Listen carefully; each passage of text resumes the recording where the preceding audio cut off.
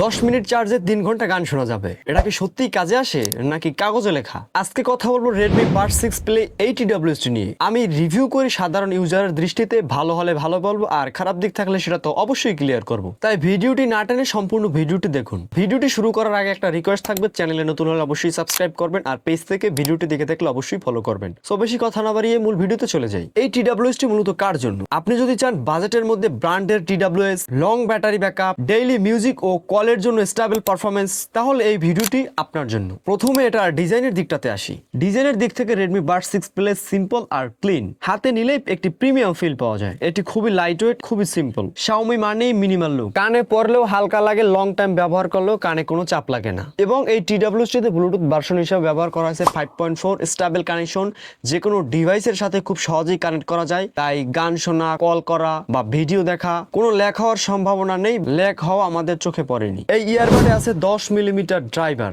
Music শুনলে sound ফুল লাগে, vocal clear থাকে। বাজেট TWS হিসাবে বেস কোয়ালিটিও বেশ ভালো। এবার কথা বলবো এই TWST এর ব্যাটারি নিয়ে। ইয়ারবাডে 57 mAh আর চার্জিং কেসে 600 mAh ব্যাটারি। মোট প্লে টাইম প্রায় 35 ঘন্টা পর্যন্ত এটা থেকে পাওয়া যায়। মানে একবার চার্জ দিলে কয়েকদিন এটাকে চার্জ দিতে হবে না, এক চার্জে অনেকদিন ব্যবহার করা যাবে। আর সবথেকে ইন্টারেস্টিং ফিচার হলো এই TWST 10 মিনিট চার্জ দিলে 3 ঘন্টা পর্যন্ত ব্যাকআপ পাওয়া যায়। তাই আপনি যদি তাড়াহুড়ো হয়ে কোথাও বের হন তাহলে 10 মিনিট চার্জ দিয়ে নিলে 3 ঘন্টা পর্যন্ত আপনি ব্যবহার করতে পারবেন নিশ্চিন্ত। ডেইলি লাইফে কল আর গান সবকিছুর জন্য পারফরমেন্স স্টেবল। Xiaomi ইকোসিস্টেম ব্যবহার করলে কানেকশন আরো স্মুথ ফিল হয়। এই TWST অ্যাপ সাপোর্টেড থাকার কারণে আপনার ইচ্ছে মতন মিউজিক কাস্টমাইজ করতে পারবেন, ভোকাল, বেস সবকিছু আলাদা আলাদা ভাবে কন্ট্রোল করতে পারবেন। এবার এই TWST এর ভালো দিক এবং খারাপ দিক নিয়ে কথা বলবো। প্রথমে এটার আমরা ভালো দিকগুলো নিয়ে কথা বলবো। এই TWST আপনি যদি একবার চার্জ করে নেন তাহলে 35 ঘন্টা পর্যন্ত ব্যবহার করতে পারবেন। এবং এই TWST তে ব্লুটুথ ভার্সন হিসেবে ব্যবহার করা হয়েছে 5.4 স্টেবল কানেকশন, সহজে ল্যাগ হওয়ার কোনো সম্ভাবনা নেই।